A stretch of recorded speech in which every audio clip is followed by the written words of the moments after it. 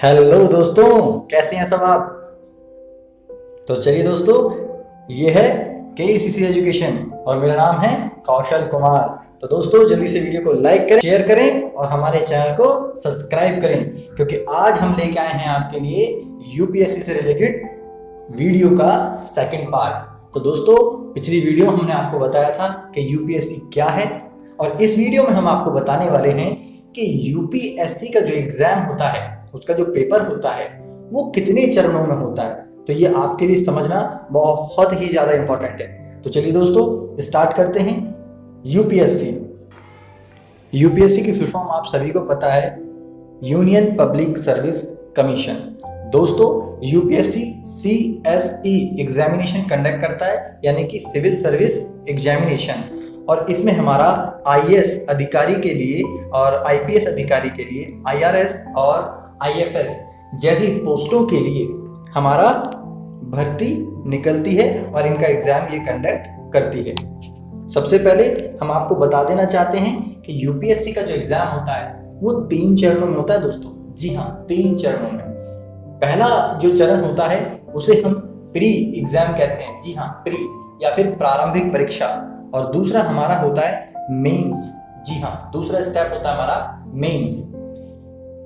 तो मेंस के अंदर आपका हमारा मुख्य परीक्षा के अंदर काफी सारे सब्जेक्ट का पेपर होता है, और इसके बाद तीसरा चरण होता है हमारा इंटरव्यू का। तो चलिए दोस्तों इसके बारे में विस्तार से समझने का थोड़ा कोशिश करते हैं कि ये क्या है। तो चलिए दोस्तों समझते हैं। सबसे पहला जो चरण होता है, सबसे पहले हमारा प्रारंभिक परीक्षा होती है, इसको हम प्रीलिम्स भी कहते हैं। तो दोस्तों इसमें 2 पेपर होते हैं। एक पेपर होता है GS 1 का। जी हाँ, GS मतलब जर्नल स्टडी, सामान्य अध्ययन। सामान्य अध्ययन का हमारा पेपर होता है पहला, जो हमारा 200 नंबर का होता है दोस्तों। इसके साथ साथ प्री का एक एग्जाम और होता है, जिसे हम CSET के नाम से भी जानते हैं। जी हाँ, CSET का पेपर होता है। ये भी हमारा 200 मार्क्स का होता है दोस्तों। जी हाँ, ये भी हमारा 200 मार्क्स का होता है। लेकिन दोस्तों इसमें केवल हमारा जो प्री का GS वाला पेपर है, इसके ही मार्क्स काउंट होते हैं और इसी के आधार पर मेरिट लिस्ट तैयार होती है। और जो दूसरा पेपर है CSET का पेपर, वो केवल क्वालिफाइंग पेपर होता है दोस्तों। जी हाँ, सबसे इंपॉर्टेंट समझने वाली चीज है क्वालिफाइंग पेपर। जी हाँ, इसमें केवल आपको 33% लेके आने पड़ते हैं पास होने के लिए। जैसे ही आप इन दोनों पेपर को क्रॉस करोगे, एक चीज और दोस्तों, कि जब तक आप CSET क्वालिफाई नहीं कर लेते, आपके प्रीलिम्स का पेपर चेक। तो ये बात आपको क्लियर हो जानी चाहिए। इसीलिए CSET की तैयारी भी आप लोगों को अच्छी तरीके से करनी चाहिए।